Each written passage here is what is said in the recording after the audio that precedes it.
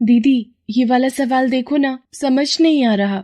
कौन सा? ये वाला? अरे पगली, ये तो बहुत आसान है। देख, पहले इसे जोड़ना है और फिर इसमें से घटा देना है, सिंपल। अरे हाँ दीदी, तुमने तो कितनी आसानी से कर दिया और मैं कब से माथा मार रही थी। कई बार माथा मारने की जरूरत नहीं होती, बस नजरिया बदलने से बात बन जाती है। सही कहती हो दीदी। अच्छा ये बताओ, वो कॉलेज का फॉर्म भर दिया तुमने? नहीं, मैं नहीं भरूंगी उसे, मैंने तो कुछ और सोचा है। हैं? ऐसा क्या सोचा है? मुझे भी बताओ। मुझे यहाँ गांव में रहकर नहीं पढ़ना। अपने गांव के कॉलेज में ना तो मेरा मनपसंद कोर्स है और ना अच्छे टीचर्स। मुझे तो शहर जाकर पढ़ना है। हाय राम, शहर जाओगी? और तुम्हारे साथ कौन रहेगा वहाँ? कोई नहीं, मैं अकेली रहकर पढ़ाई करूंगी वहाँ। क्या अकेली रह लोगी दीदी? हाँ, उसमें कौन सी बड़ी बात है। अरे 12वीं में इतने अच्छे नंबर लाने का क्या फायदा अगर सारी जिंदगी गांव में ही बितानी है तो। वो बात तो ठीक है दीदी, लेकिन अपने गांव का माहौल तो तुम्हें पता है ना। यहाँ लड़कियों को स्कूल ही बहुत कम लोग भेजते हैं और तुम शहर जाकर। बस इसी सोच ने तो बेड़ा गर्क करके रखा है। ये बात तो सही है दीदी। सच बताऊं तो मुझे भी शहर जाकर पढ़ने में कोई बुराई नहीं लगती, बस वहाँ के टिमटाम से डर लगता है। टिमटाम मतलब? दीदी मेरी एक दोस्त बता रही थी, उसके मामा की बेटी गांव से शहर गई थी पढ़ने, लेकिन वहां जाकर 1 नंबर की घमंडी और बदतमीज हो गई वो। और तो और तुम्हें पता है, वो तो सिगरेट भी पीने लगी है। तो क्या हुआ, शहर की जिंदगी अलग है, लोग बदल ही जाते हैं वहां जाकर। नहीं दीदी, तुम अगर शहर जाओ तो कभी मत बदलना। ऐसे कह रही है जैसे कल ही जा रही हूँ मैं। अभी तो बाबा को मनाना है, जो सबसे मुश्किल काम है। तुम फिक्र मत करो दीदी, हम दोनों मिलकर बाबा को मना ही लेंगे। सीमा और माला सगी बहनें थी। सीमा छोटी थी और माला बड़ी। दोनों ही पढ़ने में बहुत होशियार थी। माला ने हाल ही में बहुत अच्छे नंबरों से 12वीं की परीक्षा पास की थी और अब वो शहर जाकर बीकॉम की पढ़ाई करना चाहती थी। उसके पिता लालचंद के गांव में कई खेत थे। वो माला को पढ़ने के लिए शहर भेज सकते थे, लेकिन फिर भी उन्हें मनाना इतना आसान नहीं था। क्या शहर? ना बिटिया, जो करना है यहीं रहकर कर लो। वहाँ अकेली कैसे रहोगी? रह लूंगी बाबा, मैंने सब पता कर लिया है। कॉलेज का अपना हॉस्टल है जहाँ स्टूडेंट्स आराम से रह सकते हैं। सब कुछ बहुत अच्छा है वहाँ, मेरा यकीन कीजिए, वहाँ जाकर मेरी जिंदगी बदल जाएगी, सच में।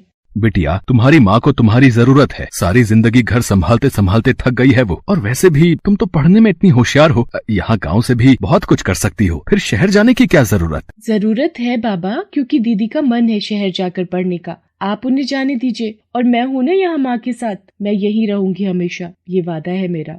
सीमा की बात सुनकर लालचंद माला को शहर भेजने के लिए तैयार हो जाता है। माला शहर के एक नामी कॉलेज में एडमिशन ले लेती है और वहीं हॉस्टल में रहकर पढ़ने लगती है। वो गांव से शहर अपने बेहतर भविष्य को सजाने के लिए गई थी, लेकिन धीरे धीरे उसके लिए बाकी चीजें ज्यादा जरूरी हो गई। सीमा का डर सही साबित हो रहा था। माला शहर जाकर बदलती जा रही थी। माला तैयार रहना, आज रात का प्लान है, वार्डन के सोने के बाद निकलेंगे सब। अच्छा ठीक है यार, बट कल एग्जाम है। अरे यार, अब तू नाटक मत शुरू कर, एग्जाम्स तो आते ही रहते हैं, लेकिन डिस्को पार्टी का ये मौका बार बार नहीं मिलता। बात तो तेरी ठीक है। चल फिर चलती हूँ मैं। दोस्तों के साथ घूमना फिरना, पार्टीज करना, अब यही सब माला को पसंद था। इस वजह से उसका पढ़ाई में उतना मन नहीं लगता था। उसके मार्क्स लगातार गिरते जा रहे थे। दीदी मैंने नेट पर देखी तुम्हारी मार्कशीट, नंबर तो बहुत कम है दीदी। हाँ तो क्या हुआ, अगले सेमेस्टर में कवर कर लूंगी मैं। वैसे तूने ये बात बाबा को तो नहीं बताई? ना दीदी, अभी तो नहीं बताई, लेकिन उन्हें बताना तो पड़ेगा ना, वो पूछेंगे तो। नहीं, उन्हें कुछ भी बताने की जरूरत नहीं है। मैं घर आऊंगी छुट्टियों में तो संभाल लूंगी सब। बस तू अपना मुंह बंद ही रखना, समझी? चल अब फोन रखती हूँ मैं, मेरे दोस्त बुला रहे मुझे। दीदी ये सब सही नहीं है, तुम शहर पढ़ने गई हो या ये सब करने? तू 1 नंबर की गंवार और बेवकूफ है सीमा। ये सब शहर में रहने के तौर तरीके हैं, समझी? दोस्तों के साथ थोड़ी सी ड्रिंक कर ली तो क्या हुआ, कुछ गलत नहीं है इसमें। ना दीदी, जो गलत है सो गलत है। तुम वापस आ जाओ, तुम्हारा कॉलेज तो खत्म ही होने वाला है ना। तू पागल है क्या? मुझे गाँव वापस कभी नहीं आना। तो अब वहाँ रहकर करोगी क्या? तुम्हारे मार्क्स भी ऐसे नहीं है कि कोई अच्छी नौकरी मिल जाए तुम्हें। तो क्या हुआ? अरे सीमा, मुझे शहर जाकर समझ में आया है कि असल में ये पढ़ाई वढ़ाई से कुछ भी नहीं होने वाला। मैंने तो अपनी लाइफ सेट कर ली है। क्या मतलब?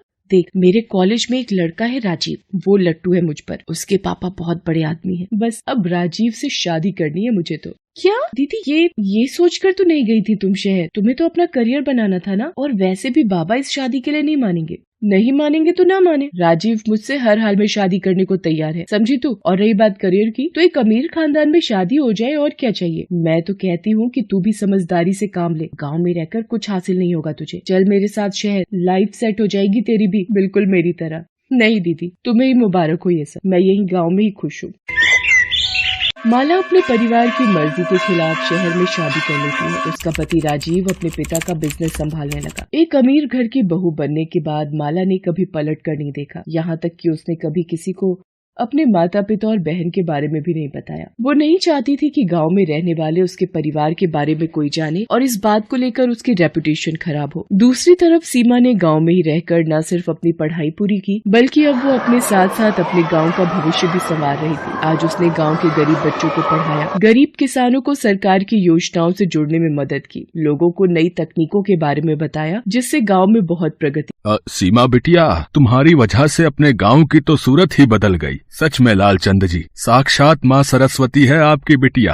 सीमा को आशीर्वाद देते हुए उसके पिता लालचंद की आंखों में नमी थी। सीमा समझ गई कि उसके पिता के मन में क्या चल रहा है। वो सीमा के लिए बहुत खुश थे, लेकिन साथ ही माला के बारे में सोचकर दुखी भी थे। सीमा को भी माला की बहुत याद आती थी, लेकिन वो खुद नहीं जानती थी कि माला कहाँ है और कैसी है। ऐसे ही वक्त गुजरता गया। सीमा ने अपनी पढ़ाई जारी रखी और अब वो कॉम्पिटिशन्स की तैयारी करने लगी। दूसरी तरफ माला की जिंदगी में भूचाल आया हुआ था। राजीव, इतना परेशान होने की जरूरत नहीं है, पैसों का इंतजाम हो ही जाएगा कहीं न कहीं से। कहाँ से हो जाएगा, कैसे हो जाएगा? मेरी कंपनी डूबने की कगार पर है और तुम्हें अब भी झूठी तसल्ली देनी है। मेरा ही दिमाग खराब था जो तुमसे शादी करके अपनी जिंदगी बर्बाद कर ली मैंने। पापा की बात मान लेता तो आज ये दिन न देखना पड़ता मुझे। क्या मतलब है तुम्हारा? मैंने क्या किया है?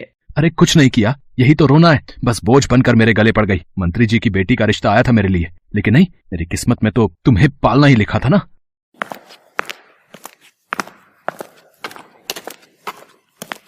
माला, जल्दी से तैयार हो जाओ, तुम्हें मेरे साथ चलना है। लेकिन कहाँ? मुझे पता चला है कि अपने बैंक में नई मैनेजर ने ज्वाइन किया है। लेडीज है तो तुम्हारे बात करने से ज्यादा फर्क पड़ेगा। तुम कैसे भी उन्हें मना लेना। अब सब तुम्हारे हाथों में, कुछ भी करके लोन माफ होना चाहिए, समझी?